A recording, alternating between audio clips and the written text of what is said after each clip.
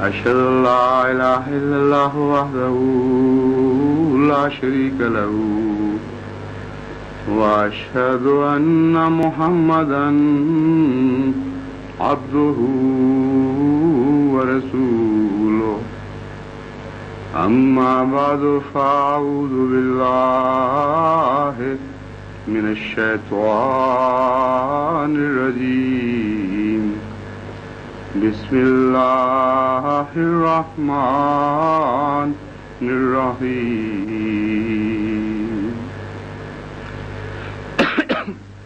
آج کل مذہب کے متعلق کئی قسم کے خیالات ہیں اور ساری دنیا میں ایک ہجان ہے۔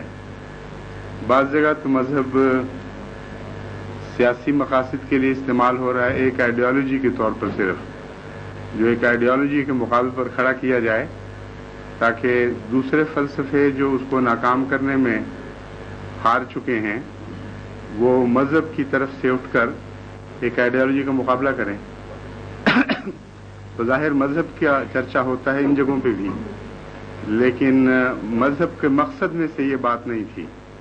مذہب کے مقاصد تو بہت اونچے ہیں اور ان کے ذیلی مقاصد میں یہ بات آ جاتی ہے کہ اگر حقیقی مذہب آئے تو غلط آئیڈیالوجیز خود بخود غائب ہو جاتی ہیں، اور بہت سی جگہ مذہب استعمال ہوتا ہے فتنے کے لیے بھی، فساد کے لیے بھی، انسان اور انسان کے درمیان نفرت پیدا کرنے کے لیے بھی، اور ایسے مناظروں کے لیے بھی جن کی حیثیت ان بٹیروں کی سی ہوتی ہے جو لڑتے ہیں، کچھ تماشے دیکھتے ہیں۔ ہار اور شکست کو پیش نظر رکھ کر مناظرے کیے جاتے ہیں، قطع نظر اس سے کہ جستجو مراد ہے، حق پانا اصل مقصد ہونا چاہیے۔ تو بہت سی الجھنیں مذہب کے ساتھ وابستہ ہو گئی ہیں، جس کی وجہ سے جو نئی نسل ہے وہ متنفر بھی ہوتی چلی جا رہی ہے، پیچھے ہٹ رہی ہے۔ وہ سمجھتی ہے اگر مذہب کی یہی حقیقتیں ہیں تو ہمیں اس میں کوئی دلچسپی نہیں۔ اور یہ جو شور ہے مذہب کا، اگر آپ حقیقت میں اتر کے دیکھیں تو مذہب کی مدد کرنے کی بجائے مذہب کے دشمنوں کی مدد کر رہا ہے۔ حقیقت مذہب اور ہے، سب مذہبوں کا دعویٰ کم سے کم یہی ہے کہ اللہ اور بندے سے ملاپ کے سب سے اچھے طریق کا نام مذہب ہے، اور اگر یہ مذہب کا خلاصہ درست ہے تو اللہ اور بندے کا ملاپ نہ ڈنڈے سے ہو سکتا ہے، نہ گالیوں سے ہو سکتا ہے، نہ مصنوعی نعرہ بازی سے ہو سکتا ہے، نہ اللہ اور بندے کا ملاپ صرف نظریاتی جہاد کے ذریعے ہو سکتا ہے ایک خاص مقصد کو مد نظر رکھ کر۔ اللہ اور بندے کا ملاپ کیسے ہو سکتا ہے، یہ بنیادی سوال ہے، اور جو مذہب بھی اس کے قریب کرے انسان کو اور اس کی تعلیم دے وہ اس حد تک سچا ہے۔ اس لیے یہ بھی غلط ہے کہ صرف منوپلی ہے بعض مذاہب کی سچائی کے کچھ حصے ایسے مذاہب میں بھی موجود ہیں جو بحیثیت مجموعی آبسولیٹ ہو چکے ہیں، جو قصہ پارینہ بن گئے ہیں، لیکن جس حد تک وہ ایسی تعلیم اپنے اندر رکھتے ہیں جو واقعی اللہ اور بندے میں پیار پیدا کرے، اس حد تک وہ سچے ہیں۔ اور بہت سے سچے مذاہب ایسے ہوتے ہیں تعلیم موجود ہونے کے باوجود حقیقت سے ہٹ کر ایسی باتوں میں مبتلا ہو جاتے ہیں کہ اپنی سچائی سے خود فائدہ نہیں اٹھا رہے ہوتے، ایسے واقعات ہو جاتے ہیں۔ اس لیے سب سے اہم بات یہ ہے کہ ان باتوں کو معلوم کیا جائے کہ اللہ اور بندے کے درمیان کیا تعلق قائم کرتا ہے مذہب، اور اگر وہ تعلق واضح ہو جائے تو سچائی کا فیصلہ کرنا کچھ مشکل نہیں ہے، اور پھر غلط روش اختیار کرنے والے بڑے نمایاں ہو کر سامنے آ جاتے ہیں۔ اللہ اور بندے کا تعلق پیدا کرنے سے پہلے یہ ضروری ہے کہ ہارمنی کریٹ ہو خدا اور بندے کے درمیان۔ ٹیوننگ فورک کا تجربہ آپ میں سے کئی لوگوں نے کیا ہوگا، جب تک ویو لینتھ نہ ملے وہ آواز جو ایک طرف پیدا ہوتی ہے وہ دوسری طرف نہیں پیدا ہو سکتی۔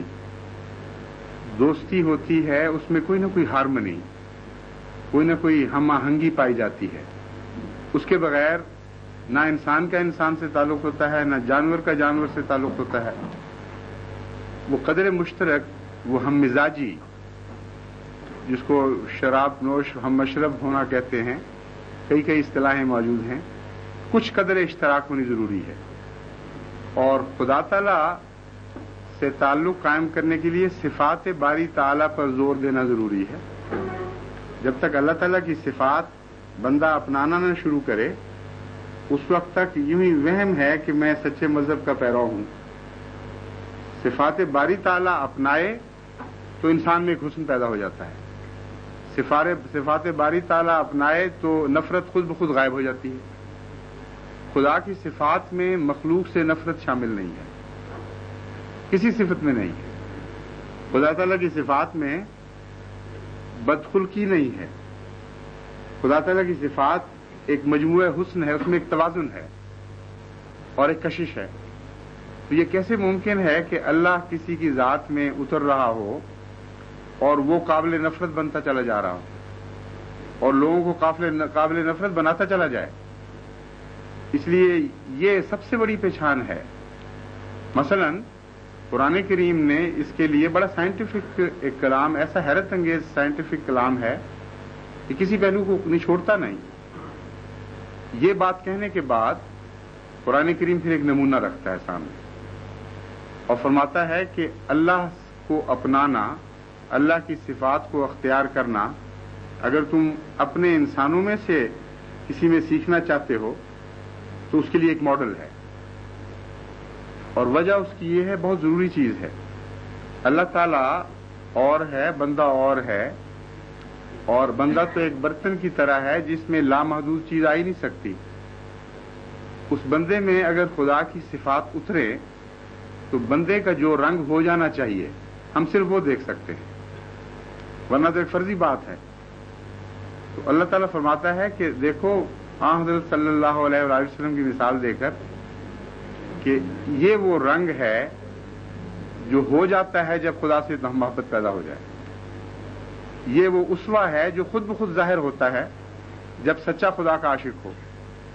اس لیے صرف تمہارا دعویٰ کہ ہم اللہ کی طرف جا رہے ہیں، خدا سے محبت کرتے ہیں، خدا سے عشق کرتے ہیں، قابل قبول ہو نہیں سکتا جب تک کہ جنہوں نے اس دعوے کو سچا کیا ہے ان کی پیروی کر کے نہ دکھاؤ.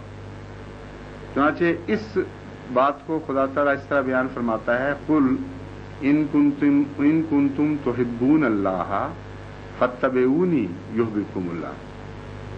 کہ اے دعویٰ داران محبت، بڑی آوازیں اٹھتی ہیں عشق کے دعووں کی، لیکن عشق کا دعویٰ کچھ امتحانوں میں سے گزرتا ہے تو پھر سچا ثابت ہوا کرتا ہے.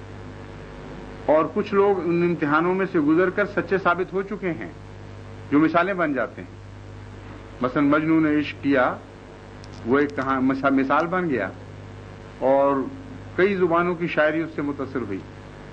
تو قرآن کریم نے بھی عشق کی ایک مثال قائم کر دی. فرمایا تم جو محبت کا دعویٰ کرتے ہو، اگر تم سچے ہو تو پھر حضرت محمد مصطفیٰ صلی اللہ علیہ وآلہ وسلم کی پیروی کر کے دکھاؤ. ان کنتم تحبون اللہ فاتبعونی یحببکم اللہ. ان رسول اللہ صلی اللہ علیہ وسلم کی زبان سے مخاطب ہوا ہے. میری پیروی کر کے دکھاؤ اور پھر میں تمہیں ضمانت دیتا ہوں کہ اللہ تم سے محبت کرے گا. یک طرفہ محبت پیدا نہیں کر دیا کرتی، اگرچہ بظاہر سچی بھی ہو. اس میں اس سے زیادہ کلام کیا گیا ہے. ایک انسان جو عاشق ہوتا ہے کسی ذات کا، کسی ذات سے پیار کرتا ہے، اس کا بڑا مقصد یہ ہے کہ وہ بھی مجھ سے پیار کرنے لگے. تو اللہ تعالیٰ فرماتا ہے کہ صرف تمہاری محبت کی سچائی کی میں تصدیق نہیں کروں گا، میں تمہارا مقصد اعلیٰ، یہ محبت کا جو مقصد اعلیٰ ہوتا ہے وہ پورا کر دوں گا. اگر حضور اکرم صلی اللہ علیہ وسلم ان کی پیروی کرتے ہو تم، تو پھر سچے ہو جاؤ گے کہ ہاں تمہیں مجھ سے محبت تھی. اب اس پہلو سے جب حضور اکرم صلی اللہ علیہ وآلہ وسلم کا اسوہ دیکھتے ہیں تو آپ کو اللہ تعالیٰ رحمت للعالمین فرماتا ہے. رحمت للعالمین بن کیسے سکتے تھے جب تک رحمان سے سچا پیار نہ ہو؟ یعنی خدا کی ہر صفت کے بدلے ایک صفت حضور صلی اللہ علیہ وآلہ وسلم کو عطا ہوئی. جب آپ الحمدللہ رب العالمین الرحمن الرحیم کہتے تھے تو پورے سچے دل سے رحمان کہتے تھے اور رحمان بننے کی کوشش کرتے تھے، کیونکہ اگر کوئی انسان تعریف کرے اور وہ بننے کی کوشش نہ کرے تو تعریف جھوٹی ہوتی ہے۔ تو پورے سچے دل سے رحمانیت پر غور فرماتے تھے، دیکھتے تھے کہ رحمانیت کے تقاضے کیا ہیں، اس کا مفہوم کیا ہے، اور ان کو پورا کرنے کی کوشش کرتے تھے۔ مثلا رحمانیت کے تقاضوں پر غور کرتے ہوئے آپ کی اس بات پر نظر گئی کہ خالق اپنی مخلوق سے پیار کرتا ہے، اور بعض رحمانیت کے جلوے ایسے ہیں جو مومن اور غیر مومن دونوں پر برابر ظاہر ہوتے ہیں، انسان اور غیر انسان سب پر جلوہ گر ہوتے ہیں۔ جس قدر آپ نے رحمانیت کی معرفت میں ترقی فرمائی اتنا ہی خدا کی طرف سے بڑا انعام ملا۔ سمجھے آپ کو رحمت للناس نہیں فرمایا بلکہ رحمت للعالمین فرمایا۔ عالمین میں حیوان بھی آ گئے، عالمین میں کائنات کا پورا تصور آ گیا، جس کا مطلب یہ ہے کہ آپ کی معرفت تمام دوسرے نبیوں سے زیادہ تھی، اس لیے آپ پر زیادہ رحمت ہوئی۔ ایک تعلق ہے انسان کا خدا کی صفات کو سمجھنا اور مقابل پر خدا کا انعام ہونا، ان کا ایک براہ راست واسطہ ہے۔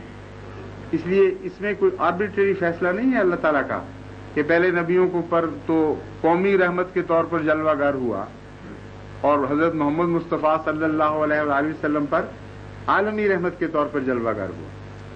وجہ یہ تھی کہ حضرت حضور اقدس صلی اللہ علیہ وآلہ وسلم نے رحمانیت کا وہ عرفان حاصل کیا جو پہلے نبی نہیں کر سکے تھے، اور جتنا بڑا ظرف ہوتا ہے اتنی بڑی نعمت اس میں داخل ہو سکتی ہے اگر کوئی داخل کرنے کا فیصلہ کرے۔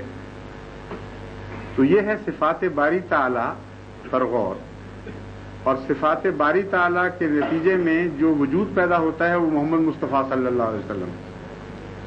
اس لیے یہ کیسے ہو سکتا ہے کہ مذہب خدا سے تعلق کی خاطر قائم ہو، ایک نمونہ سامنے قائم ہو جائے، اور مذہب کا نتیجہ یہ نکلے کہ زحمت للناس یا زحمت للعالمین۔ وہ بات ہی جھوٹی ہے، وہ سارا فلسفہ غلط ہے جو انسان کو انسان سے نفرت پر آمادہ کرتا ہے۔ ہاں حضرت صلی اللہ علیہ وآلہ وسلم کی ذات میں جو رحمت نے جلوے دکھائے ہیں وہ آزمائشوں میں سے گزرے ہیں، صرف زبانی بات نہیں تھی کہ رسول خدا کو ہم کہتے ہیں خدا نے رحمت للعالمین کہہ دیا اور فخر شروع کر دیں۔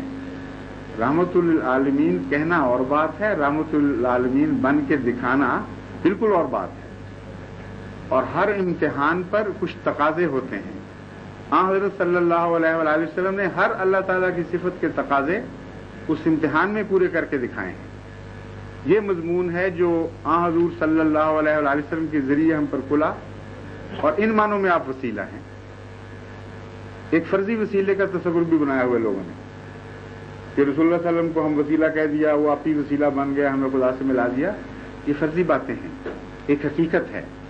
حقیقت یہ ہے کہ جب حضور اکرم صلی اللہ علیہ وآلہ وسلم کی ذات میں صفات باری تعالیٰ کو آپ جلوہ گر دیکھیں اور امتحان آئیں اور ہر صفت اس میں استقامت دکھا دے اور دنیا کے امتحان میں ناکام نہ ہو، اور آپ یہ سیکھ لیں کہ یہ ہوا کرتا ہے اور وہ اخذ کر لیں، اس حصے میں اللہ آپ کا ہو جائے گا، کانٹیکٹ پوائنٹ پیدا ہو جائے گا۔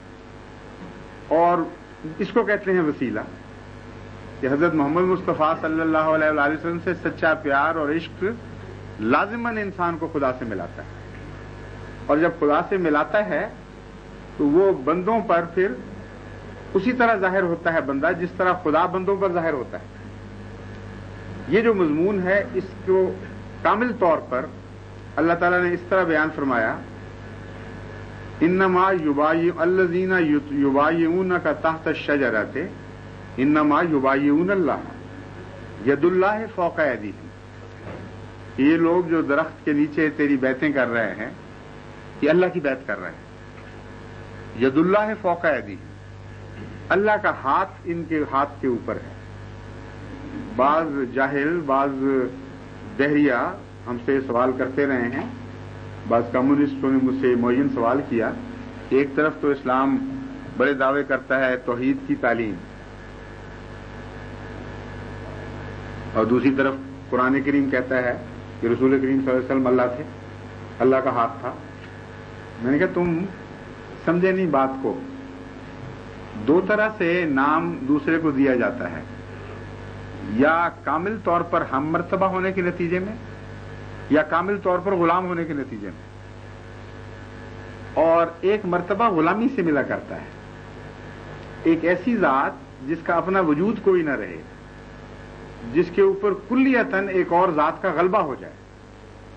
جس طرح عوام الناس کا تصور تو یہاں تک ہی پہنچتا ہے، وہ کہتے ہیں جن چڑھ گیا، اب جو کچھ بول رہا ہے جن بول رہا ہے.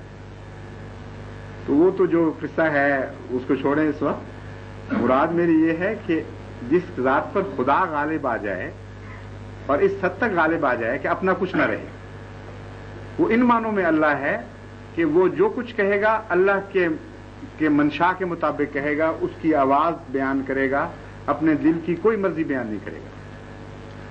صفات کا جب اجتماع ہو جاتا ہے تو پھر محمد مصطفیٰ صلی اللہ علیہ وآلہ وسلم پیدا ہوتے ہیں. اور یہ اجتماع جب کامل ہو تو اس کو نور کہتے ہیں. عجیب ظلم ہے کہ اتنی عظیم الشان باتیں قرآن کریم میں موجود ہیں، اور بجائے اس کے کہ انسان کو حضور صلی اللہ علیہ وآلہ وسلم اور اللہ تعالیٰ سے محبت پیدا کرنے کے لیے ان واقعات کو بیان کیا جائے، ایک دوسرے سے لڑانے کے لیے بیان کیا جا رہا ہے. نور اور بشر اور یہ جھگڑے اور یہ لڑائیاں بھائی ظلم ہے اسلام کے اوپر. سب سے دردناک واقعہ اسلام پر یہ گزرا ہوا ہے اس وقت کہ رحمت کے نام پر زحمت کی تعلیم، نور کے نام پر تاریکی کا جھگڑا شروع کیا ہوا ہے. حالانکہ لفظ نور پر اگر غور کرتے تو صفات باری تعالی کے جلوے کا نام نور ہے، اور ایسے جلوے کا نام نور ہے جو کامل ہو. چنانچہ میں نے مطالعہ کیا ہے مذاہب کا، دنیا کے کسی مذہب نے اپنے بانی کے متعلق، ان کی مذہبی کتاب نے اپنے بانی کے متعلق نور ہونے کا ادعا نہیں کیا. نور تو وہ تھے لیکن پارشل نور تھے، روشنی کے سارے رنگ نہیں تھے. کچھ اسپیکٹرم کے حصے ان میں موجود تھے، کچھ اسپیکٹرم ان سے وہ خالی پڑے ہوئے تھے. تو اس لیے اس کے نتیجے میں نور تو پیدا ہوا، رنگ تو پیدا ہوا ہے، لیکن ایسا کامل امتزاج نہیں ہوا جسے ہم نور کہتے ہیں. تو اس معنی میں حضرت صلی اللہ علیہ وآلہ وسلم کو نور فرمایا گیا کہ آپ کے اندر صفات باری تعالی اپنے کامل توازن کے ساتھ جلوہ گر ہوئی ہیں، اور اس کے نتیجے میں نور پیدا ہونا ایک طبعی امر ہے. چنانچہ اسی لیے آپ کو سراج منیرہ بھی فرمایا گیا. روشن سورج وہ ہے جس میں روشنی اپنے کمال توازن کے ساتھ، یعنی صرف توازن نہیں بلکہ کمال توازن کے ساتھ جلوہ گر ہوتی ہے.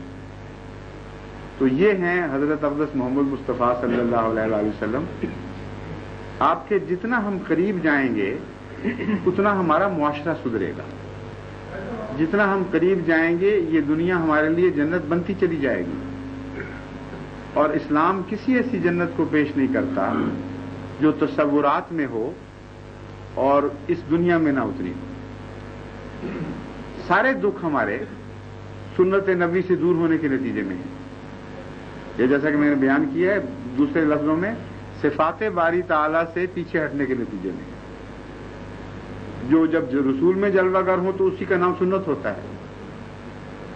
وہ خلق جو دلوں کو جیتنے والا ہے، جو مخلوق سے محبت کرنے والا ہے، جو اس کے لیے قربانی دینے والا ہے، اس خلق کے بغیر نہ اسلام زندہ ہو سکتا ہے، نہ اسلام کی طرف کوئی مائل ہو سکتا ہے، نہ ہمارا معاشرہ جنت بن سکتا ہے. یہ ایک ایسی حقیقت ہے کہ کبھی کوئی دنیا کی طاقت اس کو تبدیل نہیں کر سکتی، جتنی مرضی نعرہ بازی کر لیں.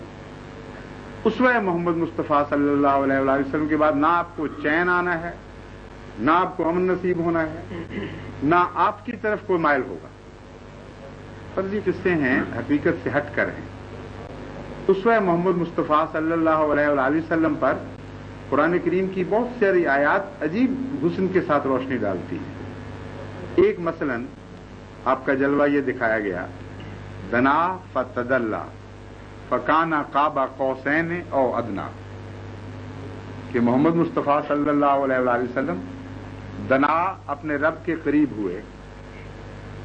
فتدلا کا اکثر اور اللہ بھی ان کے قریب ہوا، یہ بھی درست ہے، غلط نہیں ہے، لیکن ضمیر جب حضور اکرم کی طرف گئی تھی، آپ کا ذکر چھیڑا تھا، تو تدلّا کی اول ضمیر حضور اکرم کی طرف ہی جاتی ہے، اور ایک اور مضمون پیدا ہوتا ہے کہ ایک منٹ ابھی چھوڑ دیے تھے نہیں کہ ایک منٹ اس کے بعد حضور اکرم صلی اللہ علیہ وآلہ وسلم کا ایک اور جلوہ اس میں نظر آتا ہے بہت ہی پیارا، کہ اپنے رب کے قریب ہوئے اور اپنے رب کو پانے کے بعد وہیں نہیں ٹھہر گئے کہ میں نے پا لیا بس کافی ہو گیا، تدلّا پھر مخلوق کی طرف جھکے، اور تدلّا کا لفظ نہایت ہی ڈسکرپٹیو، نہایت ہی اعلیٰ تصویر کھینچنے والا ہے۔ تدلّا اس درخت کو کہتے ہیں، اس درخت کے لیے استعمال ہوتا ہے جس کی شاخیں پھل سے بوجھل ہو کر اس لیے جھکتی ہیں کہ توڑنے والے کے قریب آ جائیں، وہ اس فیض کو پا لیں جو فیض درخت کو عطا ہوا ہے۔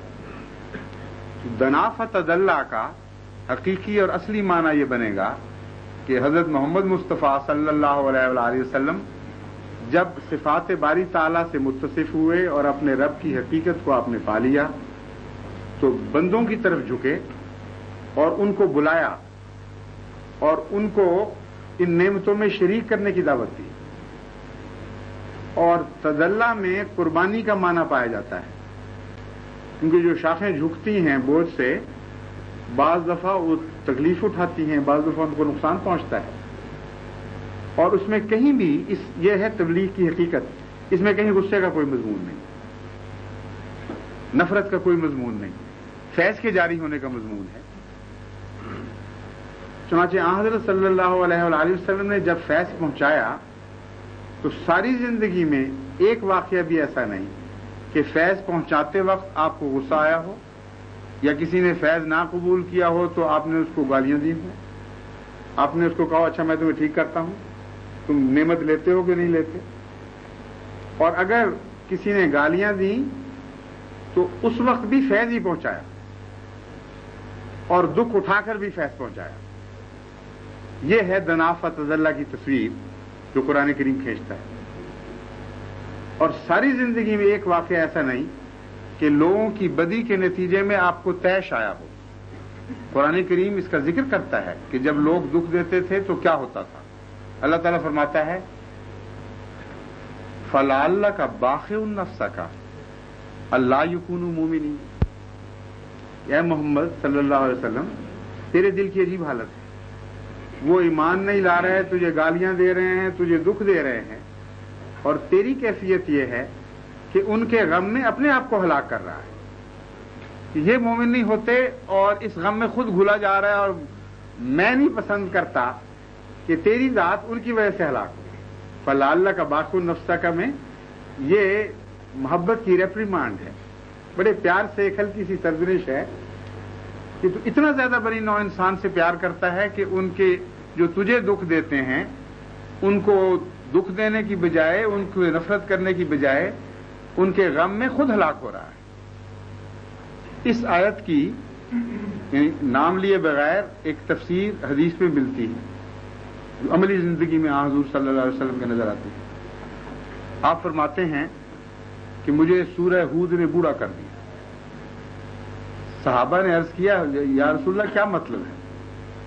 آپ نے فرمایا سورہ ہود میں ان قوموں کے حالات تھے جن قوموں نے خدا اور اس کے رسولوں کا انکار کیا اور بڑی بڑی بلندیوں سے گری ہیں، بڑی عظیم الشان قومیں تھیں، خدا نے ان کی صفیں لپیٹ دی اور ان کو ہلاک کر دیا۔ تو مجھے اس غم سے کہ یہ واقعہ دوبارہ نہ ہو میرے بال سفید ہو گئے۔ 11 بچے کہتے ہیں وفات پا گئے، پیدا ہوئے اور بال نہیں سفید ہوا کوئی۔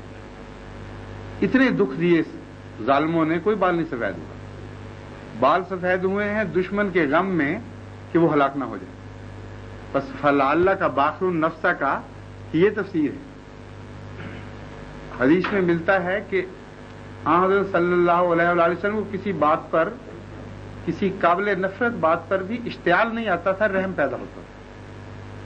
مثلا ایک موقع پر ایک روایت آتی ہے کہ ایک بدو آ گیا اور اس نے ادھر ادھر دیکھنا شروع کیا نماز میں، اور کوئی بات ہوئی تو اپنے ران بھی پیٹنے لگ گیا۔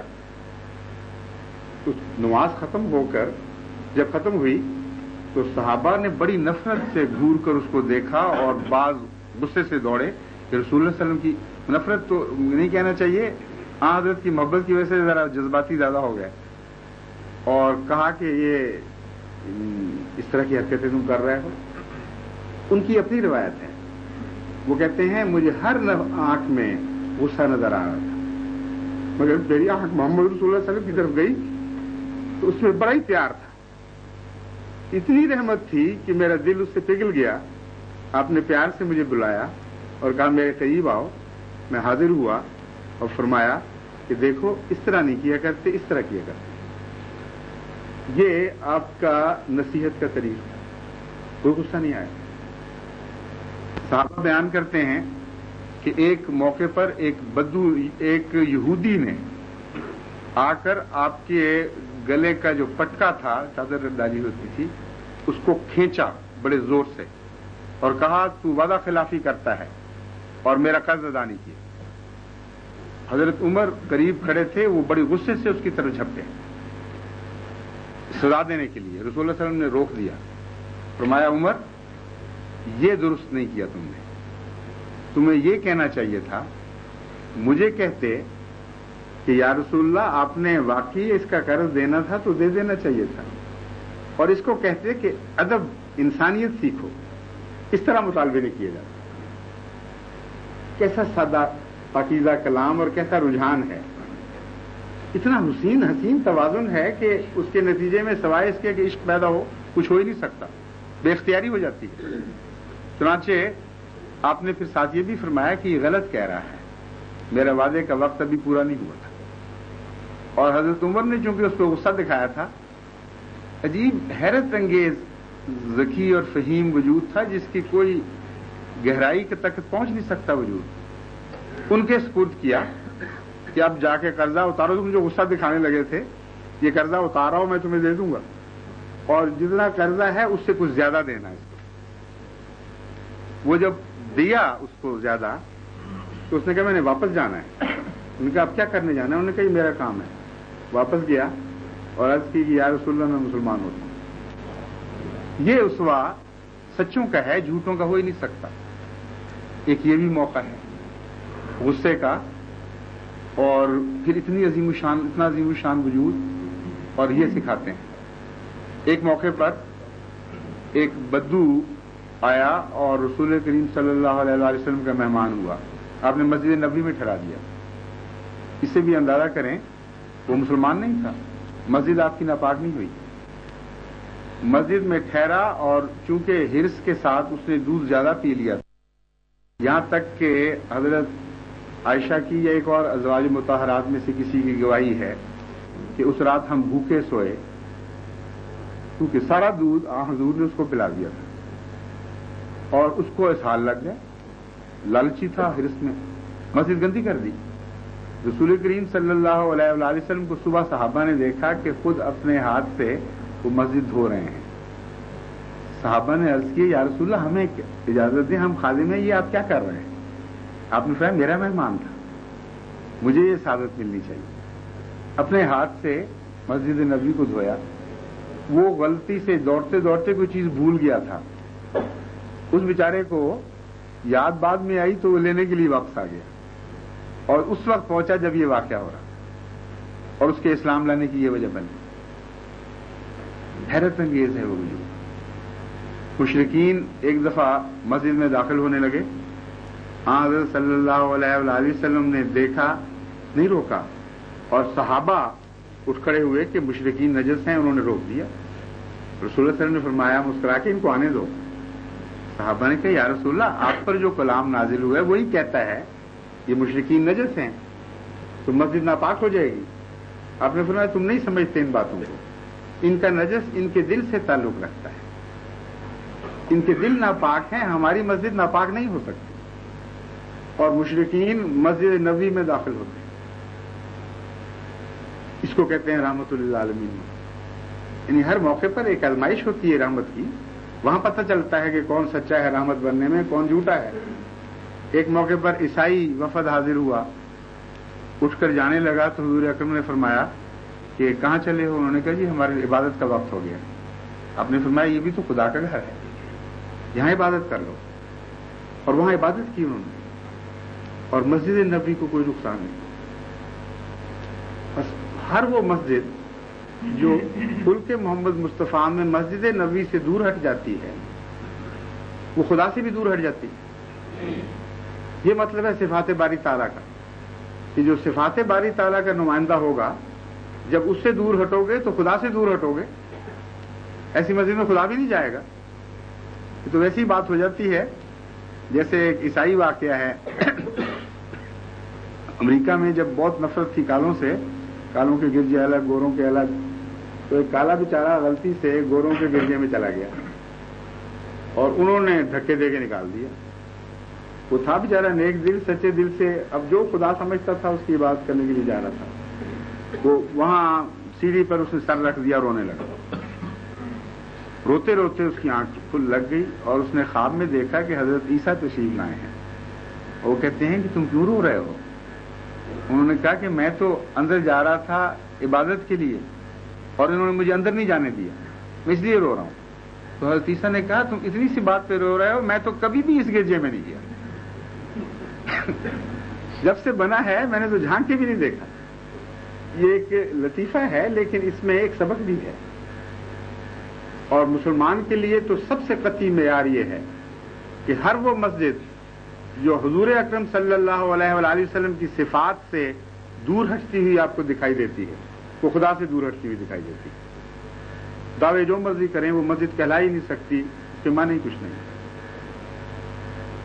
پھر حضرت صلی اللہ علیہ وآلہ وسلم کی رحمت دیکھیے، یہ تو عیسائی وہ تھے جن کو اپنے ہاں جگہ دی۔ ایک قبیلہ تھا ایک پہاڑ کے دامن میں جس میں ایک پرانی مونسٹری تھی، وہ عیسائی حضور اکرم صلی اللہ علیہ وآلہ وسلم سے ملنے آئے تو آپ نے ان کو ایک تحریر لکھ کے دی جو آج تک ریکارڈ کے طور پر ہسٹوریکل موجود ہے۔ اس تحریر میں آپ نے لکھا کہ ان کی صلیب کی حفاظت کی جائے گی، ان کے گرجے کی حفاظت کی جائے گی، اور اگر کوئی مسلمان ان کی صلیب یا گرجے کی حفاظت نہیں کرے گا یا ان کے دفاع میں مدد نہیں کرتا تو اس کا میرے ساتھ کوئی تعلق نہیں۔ رحمت للعالمین پھر اس کو کہتے ہیں نا، کوئی پہلو نہیں ہے جو خالی ہے رحمت سے۔ آپ نے ہزار دفعہ شاید سنی ہو پرندوں کی آواز اوپر چیخیں مار رہے ہیں، کبھی برائی نہیں کی کہ کس وجہ سے شور مچا رہے ہیں، کیا واقعہ ہو رہا ہے، خیال ہی نہیں آتا یہ جانور اور قوم ہیں، ہم اور قوم ہیں، ان کے دکھ ان کے ساتھ ہوں گے۔ لیکن ایک غزلے کے موقع پر آپ نے پڑاؤ ڈالا ہوا تھا، ایک پرندے کی چیخ کی آواز آئی، حضور صلی اللہ علیہ وسلم بے قرار ہو گئے، خیمے سے باہر نکلے اور پوچھا طلب بتا کرو یہ کیا ہو گیا ہے، اس پرندے کی آواز میں مجھے درد ملا ہے۔ صحابہ نے دریافت کیا تو پتہ لگا ایک شخص نے اس کے بچے نکال لیے تھے گھونسلے سے، تو آپ نے فرمایا اس کے بچے واپس رکھو لیکن ورنہ مجھے چین نہیں آئے گا۔ بچے واپس رکھے تو پھر حضور اکرم صلی اللہ علیہ وآلہ وسلم کو تسکین قلب ملی۔ تو دعویٰ تو نہیں ہے صرف ہمارا کہ رسول اکرم صلی اللہ علیہ وسلم رحمت للعالمین، ہر قدم پر، ہر زندگی کے شعبے میں، ہر موڑ پر جہاں بھی رحمت کے امتحان آئے آپ نے رحمت بن کے دکھایا۔ اس وجود سے تعلق توڑ کر یہ ہو کیسے سکتا ہے کہ مسلمان قابل نفرت ہو دنیا میں کسی کی نظر میں؟ یہ ناممکن ہے کہ سورج سے اندھیرے نکلتے آپ دیکھیں کبھی۔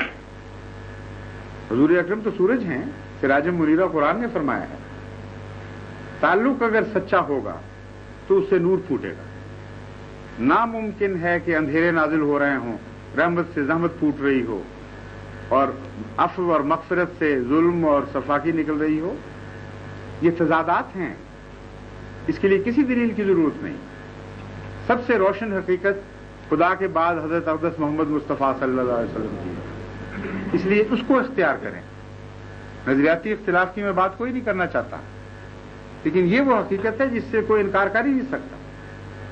اس کو اس طرح اختیار کریں جیسے حق ہے، پھر دیکھیں روز روز آپ کے اندر تبدیلیاں کیسی پیدا ہوتی ہیں. ایک نیا وجود پیدا ہوگا, اس وجود کی عظمت کا احساس پیدا ہوگا اور آپ مستغنی ہو جائیں گے غیر سے. پھر کوئی غیر تعریف کرتا ہے یا نہیں کرتا. خدا کی وہ صفت بھی صفات سے ہی پیدا ہوتی ہے کہ خدا مستغنی ہے. کوئی دنیا میں اس کی پرواہ کرتا ہے یا نہیں کرتا, عبادت کرتا ہے یا نہیں کرتا, اللہ تعالیٰ فرماتا ہے مجھے کوئی پرواہ نہیں. اس لیے کہ نوبیلٹی جو ودن ہے, ذات کے اندر کی کا حسن, وہ مستغنی کر دیا کرتا ہے. پھر آدمی ریا سے پاک ہو جاتا ہے, اس کو وہ ان باتوں سے بے پرواہ ہو جاتا ہے, کوئی میرے مطلب کیا سوچ رہا ہے, کیا کہہ رہا ہے. اتنا حسن ہے انسان کی ذات میں, یعنی امکان ہے حسن پیدا ہونے کا, کہ اپنے حسن میں ڈوب جاتا ہے اور وہی خدا ملے گا, اس کو باہر بھی نہیں ملے گا. اس لیے صرف میں اتنا عرض کرتا ہوں کہ ان باتوں پہ غور فرمائیں اور اپنی زندگی میں ایسی تبدیلی پیدا کریں کہ صفات باری تعالی حضرت اقدس محمد مصطفیٰ صلی اللہ علیہ وآلہ وسلم کے وسیلے سے ہمارے اندر اترنی شروع ہو جائیں.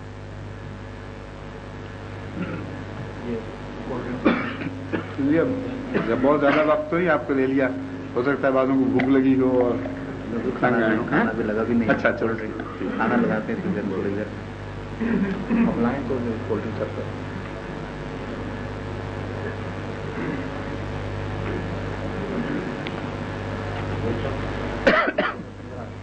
آپ نے جو ارشاد فرمایا رحمۃ للعالمین نبی صلی اللہ علیہ وسلم کے خلق کے بارے میں اور ان کی رحمت کے بارے میں,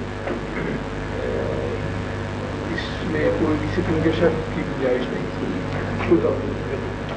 لیکن میں قرآن میں ایک سورہ کی شروع میں پاتا ہوں, اس میں ہے بسم اللہ الرحمن الرحیم عبسا وتولی ان جاءہ الاعمی. اس کی تفسیر میں اکثر و بیشتر مفسرین اسلام جو واقعات لکھے ہیں وہ خلق پر, میں سمجھ گیا ہوں بات آپ براہ کرم اس کی بہت اچھا, بہت ہی جزاکم اللہ, بہت ہی پیارا سوال کیا ہے آپ نے. یعنی اس لیے مجھے خوشی ہوئی ہے کہ آپ نے باریک نظر سے مطالعہ کیا ہے, ورنہ یوں ہی ذہن میں آ ہی نہیں سکتا یہ سوال. جب تک انسان گہری نظر سے قرآن کریم کا مطالعہ نہ کرے اور یہ دیکھے نا کہ ہر بات مطمئن کرتی ہے, یہ سوال نہیں اٹھ سکتا. ان کا مطلب یہ ہے, ایک صورت ہے قرآن کریم میں عبس وتولی ان جاءہ الاعمی وما یدریک لعلہ یزکی اور یذکر فتنفعہ الذکری. حضرت محمد مصطفیٰ صلی اللہ علیہ وآلہ وسلم کے متعلق بیان کیا جاتا ہے اور اس صورت کا عنوان یہ کہہ رہا ہے عبس وتولی. آپ نے تیوری چڑھائی اور منہ پھیر لیا.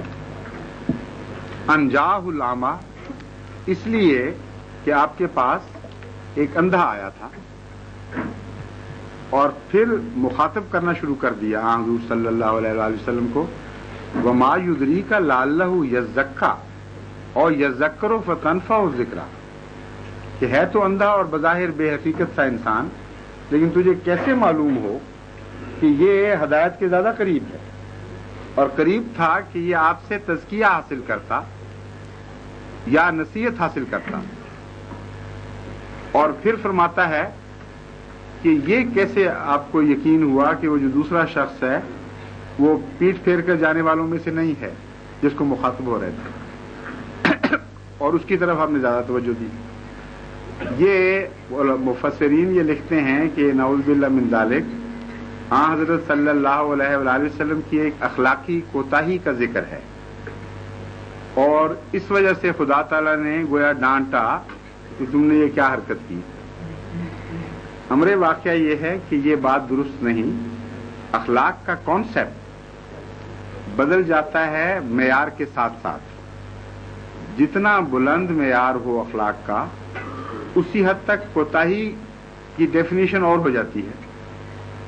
اور وہ چیز جو عام دنیا کے لحاظ سے ایک نہایت اعلیٰ خلق ہے, وہ ایک اعلیٰ وجود میں اگر ظاہر ہو تو اس نسبتی لحاظ سے وہ خلق نظر نہیں آتا. اور اللہ تعالیٰ حضرت صلی اللہ علیہ وآلہ وسلم کو خلق کے ایک ایسا اعلیٰ معیار پر دیکھنا چاہتا ہے جو ایبسولوٹ ہے, جو ان نسبتوں سے اونچا ہو جاتا ہے اور کسی حالت میں بھی ریلیٹیولی کوئی اس پر ریفلیکشن نہیں آ سکتی. یہ واقعہ فی ذات ہی بدخلقی کا واقعہ ہے ہی نہیں. میں اب آپ کو بتاتا ہوں یہ واقعہ کیا ہوا. تو دنیا کے کسی معیار سے آپ اس کو بدخلقی کہہ نہیں سکتے. حضرت صلی اللہ علیہ وآلہ وسلم تبلیغ میں مصروف تھے. آپ کی خواہش تھی کہ وہ شخص جو ایک قوم کا سردار ہے، جس کے پیچھے ایک قبیلہ ہے، وہ آیا ہوا ہے اور وہ توجہ سے بات سنے اور ہدایت پا جائے. اس کے پیچھے ایک قوم آ جائے گی. ایک قوم کا سردار آیا ہوا تھا. اس وقت ایک اندھا آیا جس کو پتہ نہیں تھا کہ یہ کیا ہو رہا ہے. اس نے بار بار رسول کریم صلی اللہ علیہ وسلم کو ڈسٹرب کرنا شروع کیا. اب بدخلقی اگر عام حالات میں اس کو نرمی سے منہ سے بھی کہہ دیتے کہ نہ کرو تو اس کی دل شکنی تو ہوتی شاید یا نہ ہوتی، لیکن اگر احتیاط سے بات کی جاتی تو اس کو بدخلقی نہیں کہہ سکتے. لیکن حضور صلی اللہ علیہ وسلم نے ایک لفظ زبان سے نہیں نکالا اور چہرے سے ہلکا سا اظہار کیا کہ میں اس بات سے تنگی محسوس کر رہا ہوں. دیکھنے والے نے وہ اظہار دیکھا اور اس کی دل شکنی نہیں ہوئی جو اندھا تھا. اس کو اس قدر ایگزیجریشن کے ساتھ اور مبالغے کے ساتھ مفسرین بیان کرتے ہیں بات کہ یوں لگتا ہے وہ نعوذ باللہ من ذالک حضور صلی اللہ علیہ وآلہ وسلم سے تو بدخلقی کی حرکت ہوئی تھی. بالکل غلط ہے کسی دنیا کے معیار سے، بلکہ اعلیٰ انسانی معیار کے لحاظ سے بھی اس میں کوئی بدخلقی نہیں اور مقصد اونچا تھا. اس پر اللہ تعالیٰ نے آپ کو یہ بتایا کہ تو مجھے اتنا پیارا ہے کہ جو معیار میں تیرا دیکھنا چاہتا ہوں وہ اس سے بھی زیادہ بلند دیکھنا چاہتا ہوں. اور یہ اپنا مطمع نظر بناؤ آئندہ سے کہ اگر کوئی خواہش مند ہے تو اس کی طرف زیادہ توجہ کرو، اگر کوئی خواہش مند نہیں ہے تو وہ نسبتاً کم حقدار ہو توجہ کا. یہ ایک سبق دیا ہے اور اس واقعہ سے استفادہ کر کے حضور صلی اللہ علیہ وآلہ وسلم کو متوجہ کر دیا کہ ہدایت وہ پایا کرتا ہے جو ہدایت کا خواہش مند ہوا کرتا ہے، اور جو ہدایت سے بھاگتا ہو آپ کو تو تمنا ہے کہ وہ ہدایت پا جائے. تمنا ہونا تو بدخلقی نہیں ہے، لیکن اللہ کی دلوں پر نظر ہے. وہ آپ کو یہ بات بتاتا ہے کہ جو لوگ بھاگتے ہوں وہ نہیں پایا کرتے، جو خواہش مند ہوں وہ زیادہ پایا کرتے ہیں. اس لیے آپ ان کی طرف زیادہ توجہ دیا کریں. اس واقعہ میں مجھے تو کوئی بدخلقی نظر نہیں آتی ایسی جو نعوذ باللہ من ذالک جس میں ڈانٹ کا پہلو ہو. یہ تو ایک نہایت ہی لطیف پیرائے میں حضور کے حسن خلق کا اظہار بھی کر دیا اور بلند تر مقامات کی طرف آپ کو لے جانے کے لیے ایک ایسا خدا تعالیٰ نے ایسی نصیحت فرما دی جس پر عام طور پر بندوں کی نظر نہیں ہوتی.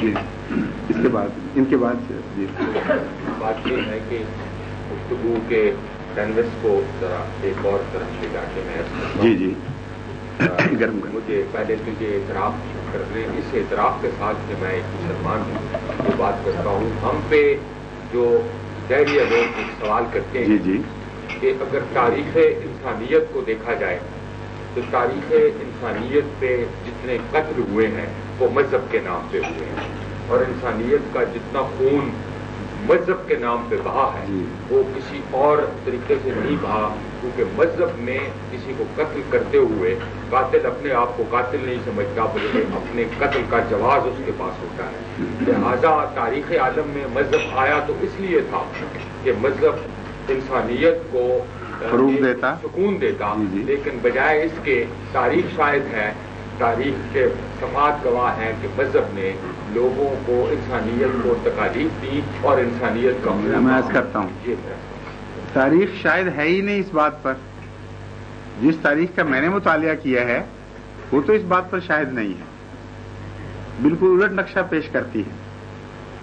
ہنی بال نے جو قتل و غارت کی، سکندر اعظم نے جو قتل و غارت کی، جو قتل و غارت ہلاکو خان نے کی یا چنگیز نے کی یا تیمور نے کی یا مغربی قوموں نے جنگ عظیم اول میں کی یا جنگ عظیم ثانی میں کی، اس میں کہاں مذہب تھا؟ اور ان میں سے ایک قتل و غارت کا واقعہ اتنا خوفناک ہے کہ ساری دنیا کے مذاہب میں جو قتل و غارت کے شواہد ملتے ہیں وہ ان سے کم ہیں. اس لیے تاریخ جس بات کی شاہد ہی نہیں اس کا میں جواب کیا دوں گا. دوسرے تاریخ جس بات کی شاہد ہے اس میں بھی ایک ڈسٹورشن آف ویژن ہے. وہ تاریخ دان ایک فرق کیے بغیر دیکھتا ہے اور مذہب کی طرف منسوب کرتا ہے. مذہب کے دو دور ہیں نا، اول جب وہ ظاہر ہوا اور دوئم جب وہ بگڑ گیا. یہ تو مسلمہ حقیقت ہے کہ سورسز سے قریب بھی تھا مذہب اور سورسز سے دور بھی چلا گیا. ہر مذہب کی تاریخ یہ ہے بلا استثناء کہ جب وہ سورس کے قریب تھا تو لوگوں نے ان پر ظلم کیے، اور جب وہ سورس سے دور گیا ہے تو پھر انہوں نے جو کچھ کیا وہ مذہب ہے ہی نہیں، وہ دنیا داری کی ایک شکل ہے. اصل بات یہ ہے کہ انسان جب مذہب سے دور جاتا ہے تو ظالم ہو جاتا ہے، اور جب وہ ظالم ہو جاتا ہے تو خواہ اس کو بہانہ سیاسی ملے یا مذہبی ملے یا نہ بھی ملے تو اس نے ظلم کرنا ہی کرنا ہے. مذہبی اقدار سے دوری کے نتیجے میں ظلم ہوئے ہیں، خواہ مذہب کے نام پر ہوئے ہیں، کیونکہ مذہبی اقدار جب قائم تھیں اس وقت مذہب نے کبھی ظلم نہیں کیے. یہ ایک ایسی مسلمہ شہادت ہے تاریخ کی، متفق علیہ ہے کہ کوئی تاریخ دان اس کو الٹا نہیں سکتا. آپ فرمائیے. حضرت کے اخلاق کا آپ نے ذکر کیا، اس اخلاق کی روشنی میں ہمارے یہ پاک لوگوں کے دیش میں نفرت پھیلائی جاتی ہے اور ہسٹیریا کریٹ کیا جاتا ہے، اس کا ہم کیسے جواب دیتے ہیں؟ میں عرض کرتا ہوں، اس کا جواب تو دینے کے لیے بھی اسوہ محمد مصطفیٰ صلی اللہ علیہ وسلم تھوڑا سا چاہیے، کیونکہ پونجی کے بغیر قدم اٹھایا نہیں جا سکتا. اور وہ اسوہ یہ ہے کہ حق کی آواز بلند کرنی ہے جو کچھ سر پہ گزر جائے، اور وہ ہمارے اندر اسوہ موجود نہیں رہا. تو جب فقدان ہو سرمایہ کا تو آپ نے سرمایہ کاری کیسے کرنی ہے؟ یہ ہے اصل پرابلم جو پیدا ہو گئی ہے.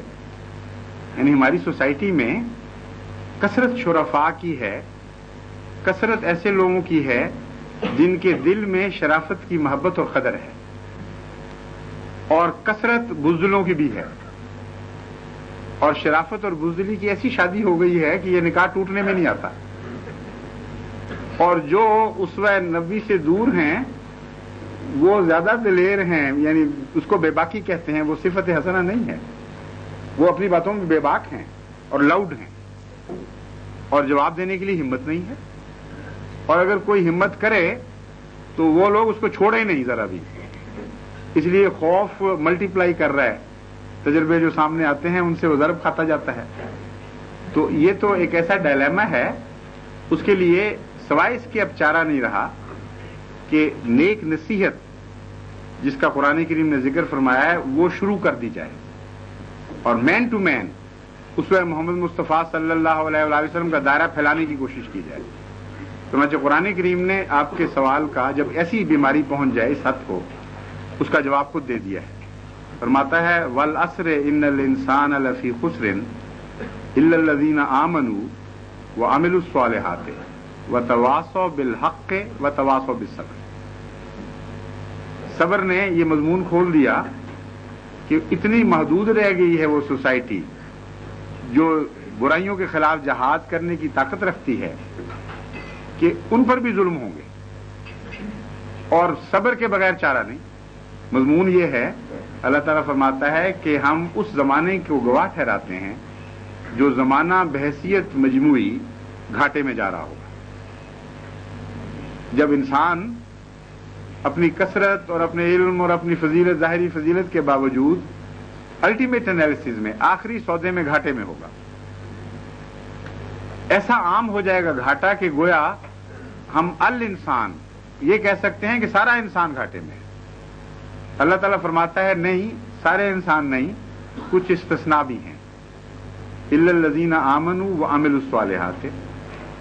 وہ استثناء یہ ہے کہ کچھ لوگ جو ایمان لائیں اور عمل صالح کریں، لیکن عمل صالح کو اپنے تک نہ رکھیں.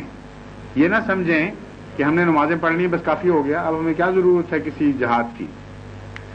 ان کو عمل صالح کا تبھی نتیجہ یہ نکلے گا، یعنی اگلی آیت کا حصہ بتا رہا ہے وتواصوا بالحق.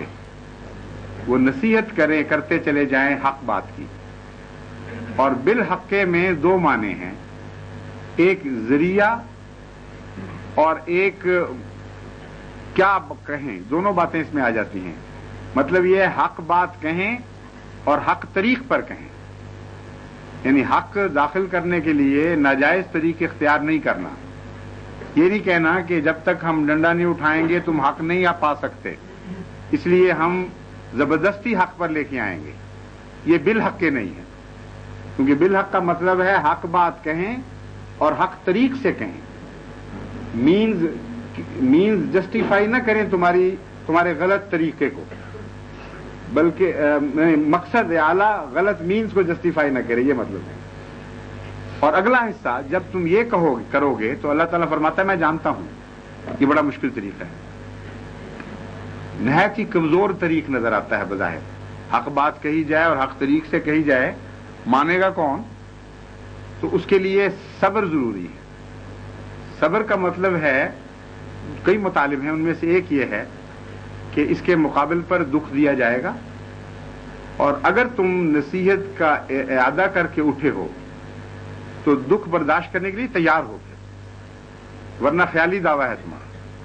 اور یہاں بھی اسوہ نبوی ریفرنس ہے ہمارے لیے.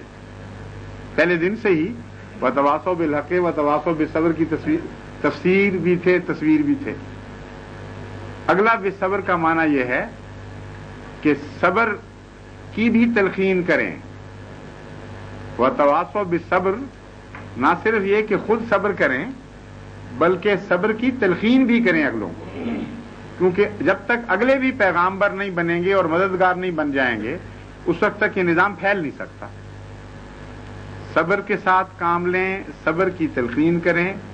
اور صبر کا ایک اور معنی ہے جو حضرت اقدس محمد مصطفیٰ صلی اللہ علیہ وسلم نے فرمایا، وہ یہ ہے کہ اصل صبر یہ ہے کہ جس نیکی کو تم پکڑ لو اس کو پکڑ کر بیٹھ رہو اور پھر ہاتھ سے نہ جانے دو. عارضی نیکیاں صبر نہیں ہیں.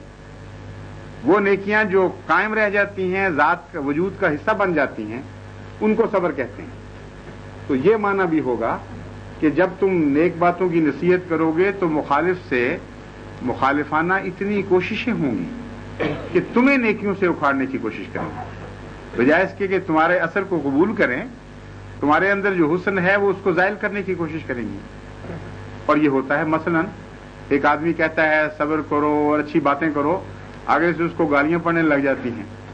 کچھ دیر وہ کہتا ہے بہت اچھا، اس کے بعد کہتا ہے اچھا تم بات آتے ہو کہ نہیں، اب میں بھی پھر تم سے کرتا ہوں ایسی بات. وہاں صبر کا دامن ہاتھ سے چھوٹ گیا. تو وہ نیکی جس کی تعلیم دے رہا تھا وہ اس کے اندر سے غائب ہو گئی. یعنی بعض دفعہ اکھیڑنے والا خود اکھڑ جاتا ہے اگر وہ زیادہ طاقتور چیز ہو. تو اس حقیقت کو مد نظر رکھتے ہوئے قرآن کریم نے کامل نصیحت فرمائی ہے. فرمایا ہے صبر کے ساتھ پھر نیکیوں کو پکڑے رکھنا اور اپنے ہاتھ سے نہ جانے دینا کہ کہیں دوسروں کو ٹھیک کرتے کرتے آپ ہی اکھڑ جاؤ. یہ ہے ہارے ہوئے زمانے کی باتیں جو اس وقت ہے ہمارا زمانہ. اس لیے یہی طریق ہے اور بے صبری کا کوئی طریق ہی نہیں. نو شارٹ کٹ. اصلاح کے لیے شارٹ کٹ کا تصور نہایت جالحانہ ہے اور صبر اس کے بھی نفی کر رہا ہے صاحب کہ اگر تم اصلاح کے دعوے دار ہو تو وہ تو صبر کے رستے سے ہوگی اور دیر از نو شارٹ کٹ ٹو ریفارمیشن. چنانچہ اگر یہ بات درست ہے تو حضرت صلی اللہ علیہ وآلہ وسلم کے اسوے کو اس بات کو کنفرم کرنا چاہیے اور بالکل اسی کو کنفرم کرتا ہے. کوئی اسلام میں آپ نے شارٹ کٹ استعمال نہیں کیا. صبر کے رستے پر جاری رہے اور اس کے نتیجے میں ایک انقلاب برپا ہونا شروع ہو گیا. پھر اس انقلاب کا قرآن کریم ایک اور جگہ ذکر فرماتا ہے ادفع باللتی ہے آسن. یعنی کیوں اس میں جہاد میں صبر کی ضرورت ہے، کیا باتیں پیش آنے والی ہیں. فرماتا ہے جب وہ مقابلہ کریں گے تمہارا، جب تم ایک نصیحتیں کرو گے ادفع باللتی ہی آسن، تو یاد رکھنا مقابلے میں کبھی برا ہتھیار نہیں چننا. وہ اگر برائی کریں تو حسن پیش کرنا ہے ہر برائی کے نتیجے میں. یہ کہنے کے بعد فرماتا ہے فَإِذَا الَّذِي بَيْنَكَ وَبَيْنَهُ عَدَاوَةٌ كَأَنَّهُ وَلِيٌّ حَمِيمٌ. अगर इस रास्ते पर चलोगे तो तुम अदावतों को मोहब्बत में बदल रहे होगे, ना कि मोहब्बतों को अदावतों में बदल रहे होगे। और रोज बरोज कोई ना कोई दुश्मन तुमसे मोहब्बत करने लग जाएगा।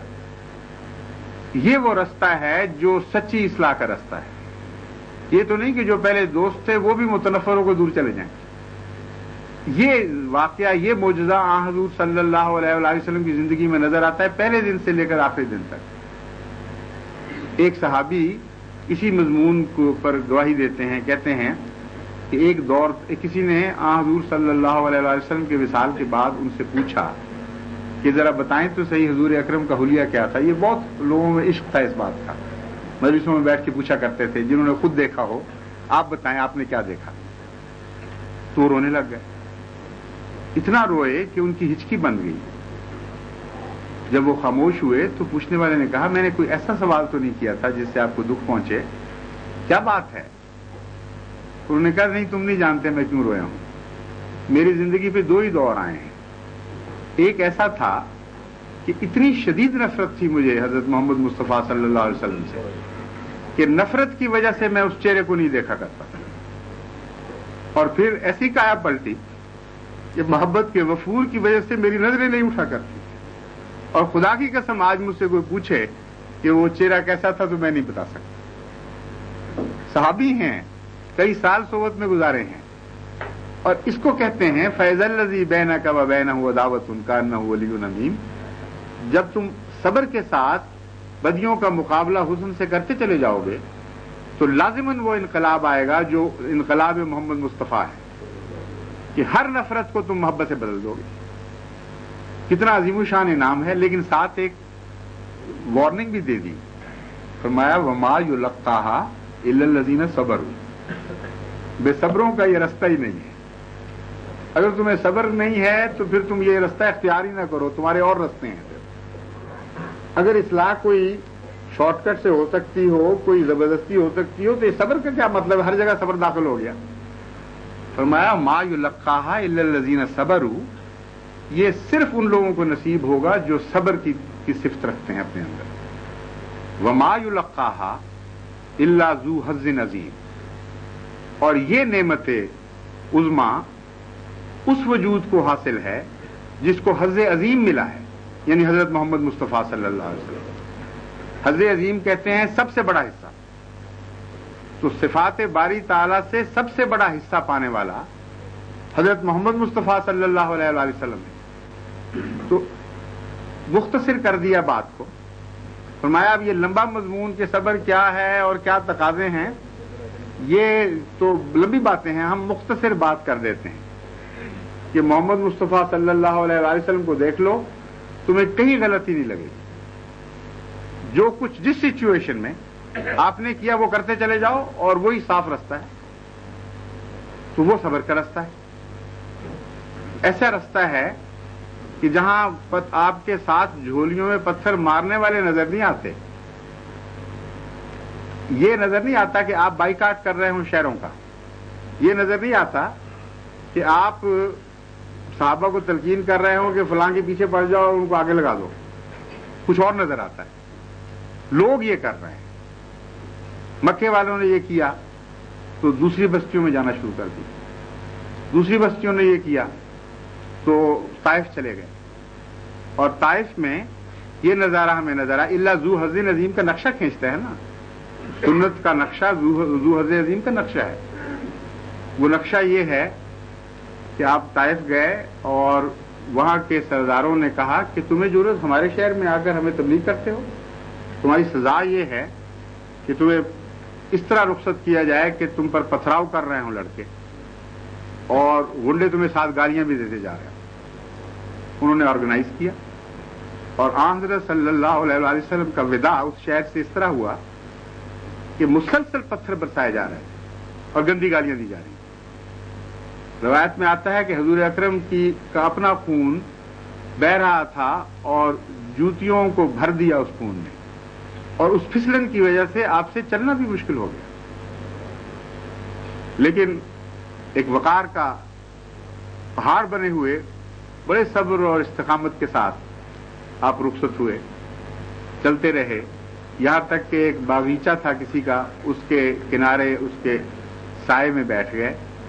उस वक्त रवायत आती है जबकि जख्म ताज़ा थे, जबकि दुख हद से ज्यादा था अभी, उस वक्त खुदा ताला ने फरिश्ते भेजे और फरिश्तों ने यह पैगाम दिया कि अल्लाह ताला इतना गजबनाक है इस बस्ती की हरकत से कि अगर आप चाहें आज तो खुदा इनको हलाक कर देगा।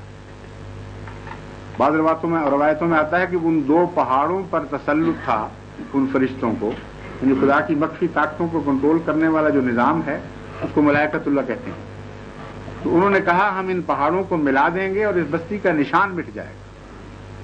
हाँ, हजरत सल्लल्लाहु अलैहि वसल्लम ने जो जवाब दिया है वो हैरत अंगेज। इसको सब्र कहते हैं, जब दुख ताजा हो तो फिर सब्र करो, और जब बदी उसी वक्त जाहिर हुई हो फिर हुस्न दिखाओ, उसको कहते हैं हुस्न दिखाना और बदी को हुस्न से बदलना। आपने अर्ज की, एक लंबी अर्ज है, बड़ी दर्दनाक, और कहा अल्लाह मैं हलाक करने के लिए तो नहीं आया, हदायत दे दे, मेरी तो ये इल्तिजा है। और वो बस्ती हदायत पा गई। तो सिर्फ इंसानी कोशिश का दखल नहीं है। ज़ू हज़्ज़े अज़ीम ने हमें बताया कि उसके बाद जब दुखे हुए दिलों से दुआएं उठती हैं तो फिर आम दुनिया का कानून नहीं रहता, सिर्फ एक ऊपर का कानून कब्जा कर लेता है। फिर इलाही फरिश्ते तब्दीलियां पैदा शुरू कर देते हैं और मौजज़ाना तौर पर वाक़यात होते हैं। लेकिन ये मौज़े ज़ू हज़्ज़े अज़ीम को दिखाए जाते हैं। एक आदमी जो खुदा की खातिर कुछ करता ही नहीं, वो दुनिया पर ही राजी है, उसी को काफी समझता है, उसके लिए तो नहीं दिखाए जाएंगे। तो सारा ताइफ फिर आशिक जानिसार में बदल गया, ये तारीख बता रही है। ये काम करें, मुश्किल तो है, अगर सब्र है तो करें। बहुत अच्छा आपने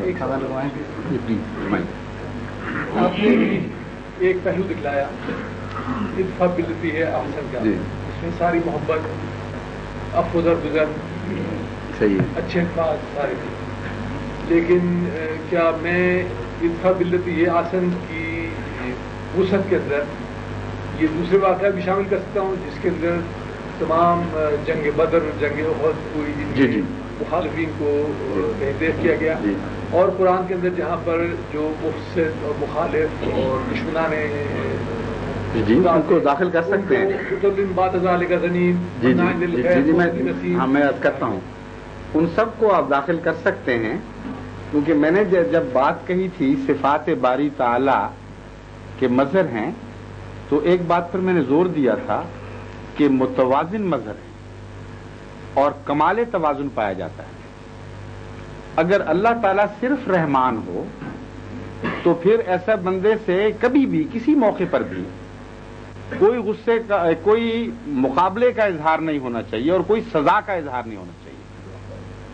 और अगर खुदा रहमान के सिवा कुछ और भी है तो बड़ी नामुकम्मल जात होगी खुदा का मजहर, जिसमें दूसरी सिफात जलवा करना हो। अल्लाह ताला मुंतकिम भी है और अल्लाह ताला के इंतकाम में जज्बाती गुस्सा शामिल नहीं है, बल्कि कैलकुलेटेड एक सजा का निजाम है जिसको कुरान करीम खुद वाज़े कर रहा है। और हुजूर अकरम सल्लल्लाहु अलैहि वसल्लम उस सजा के निजाम के दायरे से कभी भी बाहर नहीं निकले। वो निजाम क्या है? अल्लाह ताला फरमाता है वमन अफा व असलहा फअजरुहु अलल्लाह, कि अफ़्व बहुत अच्छी चीज है, लेकिन एक शर्त के साथ सिर्फ तुम्हें मुआफी की इजाजत है। अगर तुम्हारी मुआफी इस्लाह करती है तो फिर तुम्हारा अजर अल्लाह पर है। ये मशरूत कर दिया है अफ़्व को इस्लाह से। और अगर अफ़्व बुज़दिली का नाम हो, अगर अफ़्व हौसला बढ़ाए जुर्म का, तो ये मशरूत है, आपको अफ़्व की इजाजत ही नहीं है। उस वक्त पहली आयत का पहला हिस्सा काम करेगा कि जितना तुम पर जुल्म किया है उतना तुम्हें बदला लेने की इजाजत है, उससे आगे नहीं बढ़ना। तो हजरत अक़दस मोहम्मद मुस्तफ़ा सल्लल्लाहु अलैहि वसल्लम की सारी जिंदगी इस दायरे के अंदर महदूद रही है।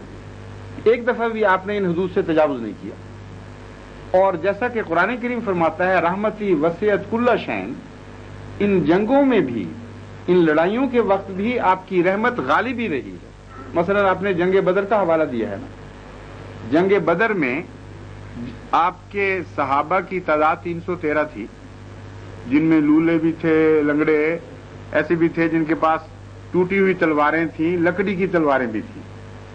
اتنا لباس تھا غربت کا کہ بعضوں کو شہادت کے بعد جب اپنے کپڑے میں ڈھانپنے کی کوشش کی گئی، اوپر سے ڈھانکتے تھے تو نیچے سے ننگے ہو جاتے تھے، نیچے سے ڈھانکتے تھے تو اوپر سے ننگے ہو جاتے تھے. اس غربت کی حالت میں 1000 جوانان عرب سے مقابلہ تھا جو چوٹی کے تھے، اور ان کے ساتھ رزمیہ اشعار پڑھنے والی عورتیں بھی تھیں، ان اونٹ سوار بھی تھے، گھڑ سوار بھی تھے. ایسی حالت میں آن حضرت صلی اللہ علیہ وآلہ وسلم کو ایک ایڈوانٹیج حاصل ہوئی، جو یہ تھی کہ آپ نے چشمہ جہاں سے پانی مل تھا اس کے منہ پہ قبضہ کر لیا.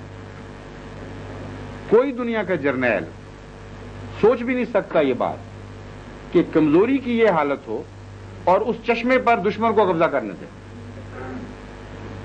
جب دشمنوں نے محسوس کیا کہ ہم تو پیاسے مر جائیں گے، اس چشمے پر تو مسلمانوں کا قبضہ ہو گیا ہے، تو انہوں نے آدمی بھیجا، سیلر کے طور پر کچھ آدمی بھیجے.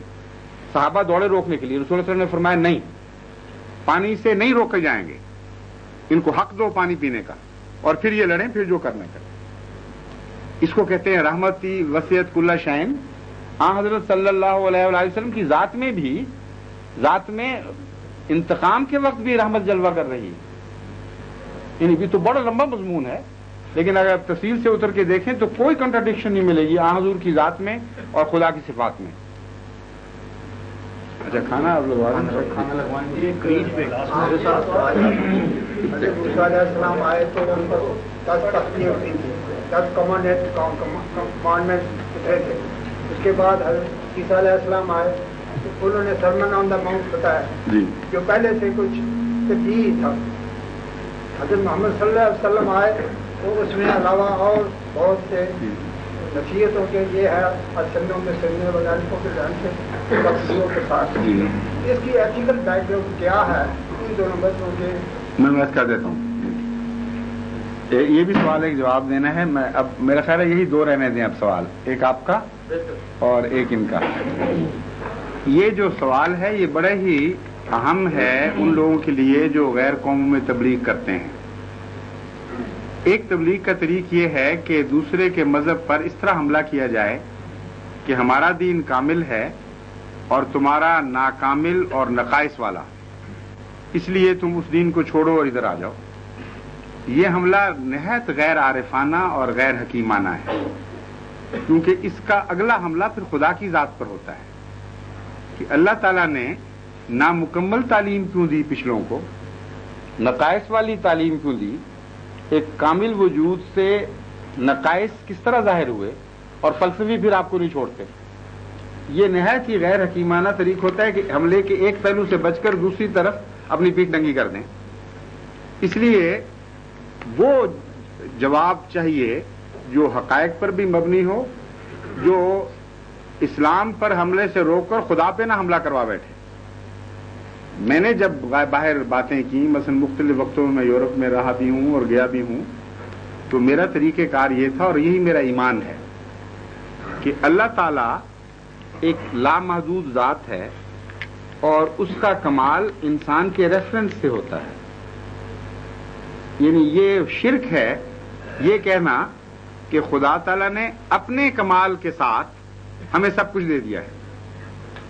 خدا تعالیٰ نے بندے کی بڑھتی ہوئی استعدادوں کے مطابق جس درجہ کمال کا بندہ مستحق ہوتا تھا اس کو وہ کچھ دیا ہے. یہ ہے وہ غیر مبدل حقیقت جس میں آپ تبدیلی بھی نہیں دیکھیں گے اور جس پر کبھی کوئی اعتراض وارد نہیں ہو سکتا. چنانچہ میں ان کو یہودیوں کو بھی اور عیسائیوں کو بھی کہا کرتا تھا کہ تمہارا مذہب اپنے وقت کے لحاظ سے اتنا کامل تھا کہ اس میں کوئی انسان تبدیلی کر کے نہیں دکھا سکتا. مثلا یہود پر جب یہ نازل ہوا کہ تم نے بدلہ لینا ہے اور ضرور لینا ہے، وہ وقت ایسا تھا قومی لحاظ سے کہ جب فرعون کے مظالم کے نیچے وہ اس طرح پیسے گئے تھے کہ انسانی کردار ختم ہو چکا تھا. وہ عفو کے نام پر اپنی بزدلی کا اظہار کیا کرتے تھے، ان میں مقابلے کی سختی کوئی نہیں تھی. ایسی گری ہوئی قوم کو اگر یہ کہہ دیا جاتا کہ چاہو تو معاف کرو چاہے تو بدلہ لو، تو انہوں نے معافی کرنا تھا، بدلے کا سوال ہی کوئی نہیں تھا. اور یہ فیصلہ خدا کا ان کے بعد کے کردار سے 100% قطعی طور پر ثابت ہو گیا، کیونکہ جب وقت آیا جہاد کا تو انہوں نے کہا اذهب انت وربک فقاتلا وانا هاهنا قاعدون، موسیٰ تو اور تیرا خدا جاؤ لڑو، ہم تو یہاں بیٹھیں گے۔ اس کردار کی اصلاح ناممکن تھی اس تعلیم کے ذریعے، چنانچہ ایک لمبا عرصہ خدا نے ان کو اس تعلیم پر چلایا، یہاں تک کہ پینڈولم کا دوسرا کنارہ شروع ہو جاتا ہے، وسط پہ ٹھہر تو نہیں جایا کرتا پینڈولم، دوسری طرف چلا گیا، اور اتنے ظالم ہو گئے کہ اپنے وقت کے دنیا کے سب سے معصوم انسان پر سب سے زیادہ بھیانک ظلم پر آمادہ ہو چکے تھے جب حضرت عیسیٰ تشریف لائے۔ اس وقت ان کی دل کی سختی کی حالت قرآن کریم جگہ جگہ بیان فرماتا ہے، اور بڑے ظالمانہ نقشے ہیں ان کے، جس طرح وہ مظالم کرتے تھے اور سخت دل تھے۔ ان کو آپ اگر کہتے کہ صرف معاونہ معاف بھی کر سکتے ہو اور بدلہ بھی لے سکتے ہو، تو انہوں نے معاف کرنا ہی نہیں تھا، کبھی بدلے ہی لینے تھے۔ اس کانٹیکسٹ میں، اس ہسٹوریکل جنکچر پر صرف وہی تعلیم کامل کہلا سکتی ہے جو انسانی فطرت کو مد نظر رکھتے ہوئے اس کی اصلاح کے لیے مناسب فیصلہ دے، اور وہ فیصلہ وقتی ہو، ہمیشہ کے لیے نہ ہو۔ چنانچہ عیسیٰ بھی وقتی رسول تھے اور موسیٰ بھی وقتی رسول تھے۔ عیسیٰ علیہ السلام کو تعلیم ملی کہ ان کو اب یہ سکھاؤ کہ تم نے بدلہ لینا ہی نہیں، ایک گال پہ کوئی مارتا ہے دوسرا گال آگے کر دو، اور اس کیفیت میں ان کو گزرنے پر مجبور کیا گیا، یہاں تک کہ انسان مختلف پینڈولم میں سے گزر کے انسان سبق سیکھتا ہے، مختلف تجارب میں سے گزر کر بالغ نظر ہوا ہے، اور بالغ نظر ہونے کے بعد اس کو بالغ نظر تعلیم ملنی چاہیے جو اس کے ریفرنس میں کامل ہے۔ جب ہم اکمل کہتے ہیں تو یہ مراد ہے کہ انسان جس شعور کے مقام پر پہنچا اپنی ان استعدادوں کے ساتھ، اس لحاظ سے خدا اکمل طور پر ظاہر ہوا، لیکن خدا پھر بھی محدود نہیں ہوگا۔ انسان کا درجہ استطاعت فیصلہ کرے گا اس کو کیا ملتا ہے۔ چنانچہ میں جب یہ بتاتا تھا تو یہودی بھی خوش ہوتے تھے، عیسائی بھی خوش ہوتے تھے کہ اس نے ظلم نہیں کیا ہمارے اوپر، بالکل حقیقت ہے جو بیان کر رہا ہے، اور اگر آپ یہ ظاہر کریں کہ آپ ظالم ہیں شروع میں ہی تو آپ کی بات کون سنے گا؟ پھر اگلا قدم سننے کے لیے وہ تیار ہو جاتے ہیں، یعنی حضور صلی اللہ علیہ وسلم کا حسن دیکھنے کے لیے آمادہ ہو چکے ہوتے ہیں۔ ان کو میں کہتا تھا اب میں قرآن کی تعلیم بتاتا ہوں، قرآن فرماتا ہے کہ اگر کسی پر ظلم کیا جائے تو اس کو حق ہے کہ وہ بدلہ لے، لیکن اتنا ہی بدلہ لے جتنا اس پر ظلم کیا، اور اس پہ اضافہ نہ کرے، اور اگر وہ معاف کرے اس شرط کے ساتھ کہ اس کی معافی کے نتیجے میں اصلاح احوال ہو، نہ کہ جرم کا حوصلہ بڑھے، تو ایسا شخص اپنا اجر اپنے رب سے پائے گا۔ میں نے کہا یہ ہے تعلیم جس کو ہم کہتے ہیں اکملت لکم دینکم کا مظہر ہے۔ تو آپ کہتے ہیں، آپ یہ سمجھتے ہیں اگر ہم پہلا استدلال کریں جو عموماً پیش کیا جاتا ہے، تو پھر یہ بھی اعتراض کیا کرتے تھے کہ اب اس کو بھی جو 1300 سال 1400 سال گزر گئے ہیں اب اس کو بھی بدل جانا چاہیے۔ تو میں ان سے کہتا تھا کہ now it has become time لیس، آپ اس کو اب بدل کے دکھائیے، اس میں کوئی امپروو، آپ کے بڑے بڑے دانشور کوئی امپروومنٹ کر کے دکھا دیں تو میں مان لوں گا کہ ہاں اس کو بھی بدل جانا چاہیے، دلیل سے بات کریں۔ آج تک مجھے تو یہ جواب نہیں ملا، آپ بھی تجربہ کر کے دیکھ لیں۔ تو اکمال دین کا یہ مطلب ہے کہ تعلیم ایسی کامل کر دی گئی کہ اس کے نتیجے میں انسان کے بدلتے ہوئے حالات اس پر ہاتھ ہی نہیں ڈال سکتے۔ اور صرف یہی نہیں، اور بھی مضامین میں جب آپ مذاہب کی تعلیم کے ارتقاء پر غور کریں تو نہایت عظیم الشان مضمون ہے، لیکن یہ اتنا نہیں کہ اس چھوٹی سی مجلس میں تفصیل سے بیان کیا جائے، صرف ایک نمونہ میں نے آپ کو بتا دیا ہے۔